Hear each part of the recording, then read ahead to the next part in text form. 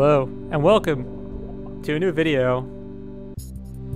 I am Pandan, and today we're going to talk about Arcadia, Chapter 14 of Fire Emblem 6, The Binding Blade, the Fire Emblem 6 ROM hacked by Intelligence System. And we're going to talk about why Arcadia is epic. Personally, I think this map is really misunderstood, and I think there's a lot to really unpack about why that is, and the things it does well, and the things it doesn't do well, and the lessons we can learn from it. I think it's a really distinct chapter that elicits a visceral response in players, and I think that's one of the reasons why it gets talked about so much, and one of the reasons why I think it's worth talking about and breaking down a little bit further. It's the kind of map that draws ire from both new and old fans alike, sometimes for different reasons. And I know for myself, I know it's where I dropped FE6 the first time I played it as a kid. It took me revisiting older and with a guide to get through it the first time when I was a scrub. But having played it more recently, as you can see here, this footage is from my Iron Man with Zenith that we did earlier last year. And I really enjoyed it, and I've been kind of thinking about talking about it a bit more in depth and decided to write a little bit of a script and get this footage up and running. So let's talk a little bit more about that. This is probably going to seem a little bit different than some of my other videos because I will be flipping back and forth between my notes as well as the additional color I want to add to those notes. So for those of you who aren't as familiar with FE6, let's just set the stage a bit. This chapter takes place as Roy and his crew head to the Nevada desert after meeting up with Sophia, who says that Zephiel may have interest in the dragons there. For those of you less familiar with Alibian lore, Arcadia is the secret place in the desert where dragons and humans hang out, and they have epic friendships. And Zephiel, who is the primary antagonist of Fire Emblem 6, spoilers, wants to create a draconic ethno-state, and as Zenith would so eloquently put it, and destroy the humans. And so Arcadia is one of the last places where dragons are known to be in Alib, and so he looks to potentially explore exploiting them for his own personal gain, which causes Roy and his crew to want to go stop it and protect Arcadia. So now in this chapter, they're making their way through the desert to find this hidden village with Sophia, the level 1 shaman, as their guide. And it's a transitional chapter. While chapter 14 is probably past the precise midway point in FE6, it really does feel kind of like the turning point between the beginning of the game and the end of the game. It's still at this point where you have a few standout units, right? You have a couple units that you've probably promoted, a few standouts who are really doing the bulk of the heavy lifting in terms of combat, like you can see here with like Rutger and Lot for us, and now Melody, who just promoted this chapter. But you also still have a couple of unpromoted units. You also still have a couple of units that you're probably not sure about or may not be as good. You're kind of filling the ranks with whomever you have. And it adds a bit to the intensity because you want to use these units, but they're also probably not going to contribute too much. So it's a pretty interesting dynamic where not everyone is a stud, and because it's so open, it adds a little bit to the thrill of this chapter, I'll put it. So pretty firmly mid-game, but really kind of to me like the beginning of the crescendo into the last act, I'll say. Another thing to note about this chapter up front is you get 2 new units. You get Cecilia, a pre-promote, and as you might see on screen, her stats do not impress up front at all. While she has pretty decent ranks, an A in Anima and a C in Staves, most players will point out how seemingly poor her combat parameters are. 10 magic, 7 skill, 10 speed at this stage of the game when, you know, you have Melody, who on hard mode at least is almost double, if not more than all of that in each of her parameters. So Cecilia really doesn't do a great job of impressing. She has limited movement in the desert, as you see right now. She just makes a very poor first impression on the player. And this video isn't going to talk about why you should give Cecilia a chance or why she's better than meets the eye. But the point is that in this chapter, she isn't very useful, and she comes across as being fairly useless. Speaking of useless, we also get Sophia, the level 1 shaman, who really just serves as someone for you to have to protect because she's level 1. Most of her stats are like 4 or 5, and she gets weighed down by basic flux tomes, if I recall correctly. And you have to protect her in a Fog of War map. So you get these two new units who don't really impress at all, and you're in this foreign terrain in the fog. So immediately you're just at this disadvantaged situation with, honestly, a lot to lose. So with all that in mind, you now get an understanding of why players might not like this chapter, just given what it makes you deal with right up front. But I also think that there's a flip to this where we can talk about how it's actually good. So let's dive into a bit more about how this gameplay can be seen as compelling and what there is to like about it, beyond what meets the eye, but also what IS does that kind of makes this experience at times a bit more unpleasant. So when it first comes to Arcadia, the first thing that you'll notice and that I find that makes this chapter really a standout in my mind and why it's kind of in the collective consciousness of Fire Emblem fans is the atmosphere and the design of the map. This is the first desert map in the game, and it's visually distinct as a result of it.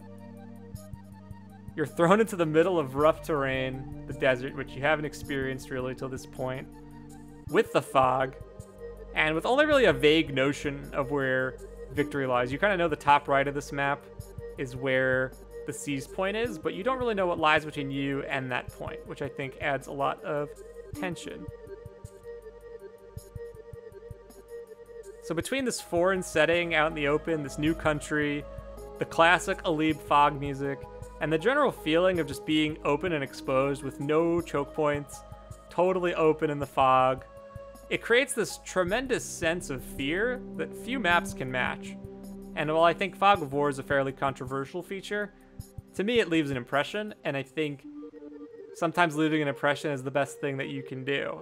And so for me, this chapter scores high in its atmosphere and how it makes the player feel, and that's afraid. I think any player going into this map is going to feel this sense of dread, and I think that should be celebrated. I think, you know, being boring is the worst thing. I think being scary is pretty good. I like that this map elicits a sense of fear, and the atmosphere does a really good job of selling that, hey, you're not on your home turf. You're fighting at a disadvantage. And the map does a really nice job of selling this. God, this was such BS. I can't believe that happened still. Poor Echidna. Rest in peace. Anyway. So, speaking of gameplay, now that we've talked about atmosphere, let's talk a bit about gameplay and what gameplay can offer. So, from the gameplay side, the map does offer a few things for the player to keep track of. In addition to having to be mindful about positioning and using torches and ensuring you don't walk into death. I mean, the map is so open, right? There's so many different places where you can rest your units, and there's not a lot of natural protection from the map itself, which I think is fairly unique as far as FE6 maps go. It's not choky at all. It's about as wide open as you can get. The chapter does offer a handful of anti-turtle incentives to push you forward. I don't think these anti-turtles are the best, but they're worth calling out. Specifically, there's a pair of berserkers and their cadre of brigands that'll spawn from behind you a few turns after you start and slowly make their way towards you. And while they can be easily dispatched with a well-trained sword user, I think we used Rutger here to deal with a lot of them, and maybe a bit of lance. If you're unprepared or move too slowly, you could find yourself sandwiched between them and the enemies in front of you. So I think the way that the anti-turtle is used in this map really helps kind of enhance that sense of dread, because not only are you kind of playing safely by forging ahead into the fog, you now have something coming from behind you, and so it creates a sense of dread where you're kind of running away from an unknown and rushing into another unknown, which I think is really cool and unique. And I think this chapter does a pretty nice job of executing on that kind of concept. I don't think there's very many fog chapters that have enemies chasing you back from behind, and I think that that's something that should be explored more. And I think this chapter does a pretty decent job of at least laying out the bones of that concept, even if, yes, you know, a good sword user can probably cheese most of the brigands without issue, whatever. The general premise, I think, is interesting. Beyond the anti-turtle on the gameplay side, there's a lot of hidden items scattered throughout that help encourage exploration. It's a huge map, and I think that having this element of exploration on the desert is interesting. It presents a bit of an inherent risk, right? Because you're going to have to fan out to get everything without, you know, kind of walking into the brigands accidentally when only a few of your units can probably reasonably deal with them one-on-one. And you have to also charge into the fog, so you might be wondering, is the brigand crew following this path? Is there another Manakete waiting? And these kind of things help enhance that atmospheric narrative like we talked about. And while I like that there are rewards for those who are brave enough to go into the corners of the desert, I don't like the way desert items work. This isn't really just a knock on Arcadia, this is just a knock on desert, GBA, FE, maps in general, because it's a luck percentage chance. And so it creates a scenario where you could just slam the wait button for a few turns and not get anything for it. So it puts a lot of risk into time-bound strategies. And for a blind player, they have no idea what they're missing out on. You could walk right through where you get an item, and if you're blind, you'd have no idea, and that's not really fair. Additionally, the items that the map gives you are also really good. There's a warp staff, there's a silver card, there's a few other items that are fairly irreplaceable, and I think it's really stinky that a blind player can just miss out on these nice rewards because the game doesn't really explain this mechanic well at all, and leaves it up to chance if you even get it or not. So I think that that's something that could be improved upon. And so while I like desert items in general, I think the way the desert items are executed in this map is less than desirable. Something that could be easily tweaked, at least. One thing I will add, though, about the desert items, too, is that I do like that Sophia has to be the one to get the guiding ring near the boss. So there's a hidden guiding ring near the boss towards the end of the chapter.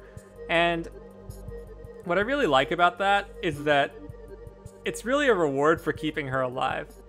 If you can escort Sophia all the way through this map without getting her killed, you get a guiding ring, which I think is a pretty neat little incentive. And in a way, this chapter is kind of like an escort mission, kind of guised as a seas map, which is pretty creative and creates a nice little side objective that the player's probably going to be doing anyway. And while this ring that you get probably won't go on Sophia, FE6's stinginess on promo items really makes this item worth trying to get, and creates a scenario where I think all players will try to keep her alive versus just sacking her to not, you know, have to deal with it. And again, I'd probably change that if I was to redo it by not making the guiding ring hidden for Sophia only. I'd probably just do a conditional event later to give the player the guiding ring if Sophia is alive at that particular point in time. But I give IS points for trying to do something unique with that and rewarding you for keeping this really scrubby unit alive. Oh god, look at her stats, they're so bad. And so I appreciate that. And I just like the spirit of the idea. And that should be celebrated. So something cool about Arcadia. Execution, but idea, pretty solid. Easy to fix. So what about difficulty? Let's talk about difficulty, guys. Sipping on my espresso here as we talk through Arcadia. And with difficulty, this is the kind of map that relies on the player's lack of info. You don't know the player, you don't know the enemies in the desert, you don't know the rewards, you don't know the timing for reinforcements, and it all makes the map that much harder. However, if you're like me and playing with Fire Emblem WD open, and know what all the enemies have, how they move, where to place your units even if you can't see them, the map becomes kind of easy and kind of slow. And it's one of the reasons why I dislike using maps while playing FE, because it can make the experience feel like a chore. And while the map can certainly feel unfair with what it throws at you if you're not ready for it, you can also play conservatively and mitigate the risk. It's a delicate balance. But generally, this chapter will create a more visceral response the less you know about it. While I'd say this is true for all chapters in Fire Emblem, fog maps like this one really see a wild swing. The difficulty dissipates a lot the more you know about it and what to expect. And I do like that for a blind player, that if you kept flyers and magic users alive and have some torches, you'll have an easier time. You don't need a guide to realize that these are going to be things that are useful in the desert. I don't remember if the game explicitly states that, hey, magic users can walk across sand. I know they do that in FE7, but obviously flyers don't have to worry about terrain, which I think is nice. And so even if you're playing blind, there's a couple of things that are more intuitive rewards and benefits that you can get. And I do wish that FE did this more often, where specific unit types had distinct terrain advantages and gave use to these more niche items like torches, because they really shine here, and it's great for blind players trying to try the map for the first time to ease the difficulty without having a guide as a cheat. And to me, that's a reward for playing well earlier, and also rewards the creativeness and inventiveness of the player. So with difficulty, it's the kind of thing where this chapter becomes really hard if you don't have any good magic users, or you don't have any good flyers, or you don't have any torches. And so if you have those things, you can make the difficulty a lot more bearable, and I think the map becomes a bit more fun. And it's nice to ease the difficulty through your own volition versus having to use a guide, which is always very tempting, especially when you're doing an Iron Man run. And turn by turn, the map is a slow burn. Like, I'm big on action in maps. I think every turn should have something going on. And one of the things I really like about fog maps is that you don't necessarily need to have heavy combat every turn for there still to be a lot of tension. There's creeping enemies through the sand, the occasional beefy wyvern or manakete. And again, while you may not have loads of combat every round, the overall feeling is tense. Your movements matter because you can't see the enemy well, and you don't know when they're going to pop out at you. And so the action is really about paying attention. And while most times you're just paying attention to a lot of combat, here you're paying attention to where the enemies might come in from, the fear of combat, which doesn't exist on regular non-fog maps. And I think Arcadia does a nice job of accentuating that tension, kind of going back to the atmosphere, really playing into things can go bump in the night, more or less. And if you have this kind of feeling, you can kind of get by with the map being really open and the map not having combat every single round, because there's that fear of combat that keeps the player engaged. So overall, I'd say fog maps play differently, and this chapter does do a nice job of showing how much Fog of War can impact the player's perceptions and how they approach map. And while players who aren't blind probably won't appreciate this as much, as a blind experience, I think it's pretty neat. I think it's pretty neat to not know and to have to figure it out and kind of figure out this balance of push and pull. And the action and the turn-by-turn intensity kind of comes from this uncertainty that the player can work to mitigate, but not completely. And I think that's pretty cool.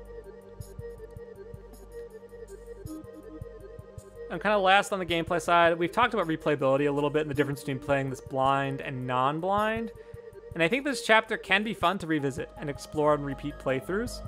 While the difficulty probably dissipates quite a lot the more you know about this chapter, that's really true of any chapter, I think there's merits in wanting to do challenge runs to get all the rewards while also seeing the map. The optional rewards, the stealables, the internal incentives, they offer more replay value in general, and this chapter is really a no short of that. And so for me, if I'm trying to make a map like this myself, and you might be asking, okay, Dan, like, it's clear Arcadia has some good ideas, but how do I action this? What would you do? Let me talk about that. So if I was to make a map like this myself, I'd try to add increased transparency to make it more fair for blind players. And this includes a couple of things, some of which I've already mentioned. But one thing that I haven't mentioned yet is changing enemy inventories, so you don't get one shot in the fog by a Thunder Tome crit or an effective weapon. Changing how desert items work so that all units can grab them if you step into increased reliability of time-bound strats. One of the things I did in Division Quest was I changed desert items to be a range event. So if you step in range, it does a check for your player unit and then gives you the item, versus the vanilla command, which is called desert item, which does the luck-based thing unless a thief.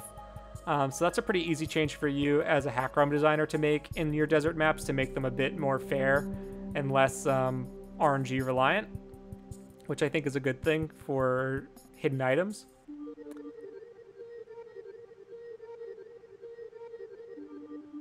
Some other things that I do really like about this chapter, and some things that I'd probably consider exploring in the future, is that element of needing to protect Sophia. and having to escort this bad unit through the map that you're forced to use. I think something about that's really fun. FE doesn't make you do that really often, and it just creates a very kind of unique experience where it's like, okay, I have to protect this unit that's kind of a scrub that I know is at high risk. I have the means to do it, but I also don't know exactly how, so I need to play safely. I kind of like it. I think I would probably execute it on it a bit differently. I think escort chapters are really neat when done well, and I think that Sophia presents a pretty interesting escort, objective.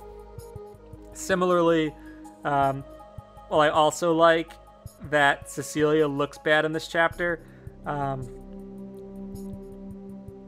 I do think that it's cool that the game kind of intentionally throws this unit at you that looks bad in the chapter that joins, and then a more discerning player might realize, hey, wait, this unit actually has more utility. And that's a reward for being diligent, in my opinion. And all in all these things, I think, just help foster discussion about unit viability, right? And so, like, for Cecilia, I think a lot of discussion around her viability comes from that first impression and how she can be used as a result of that, because every player is going to have to use her on this map, and a lot of players probably won't want to use her on the next map because of this one. And so discussions around why and how are really interesting. So for me, as if I'm thinking about designing a map like this, I'd probably want to consider trying something similar. However, I also understand the flip side where you want the first impression to be really positive. So it's a bit of a double-edged sword. I think it depends on the type of map that you're making and the kind of disadvantage you want to put the unit in. It's interesting. I think it's fun. So with all that said, while Arcadia doesn't do everything perfectly, I really applaud Intelligence Systems for trying something a bit risky and different in their FE6 hack run.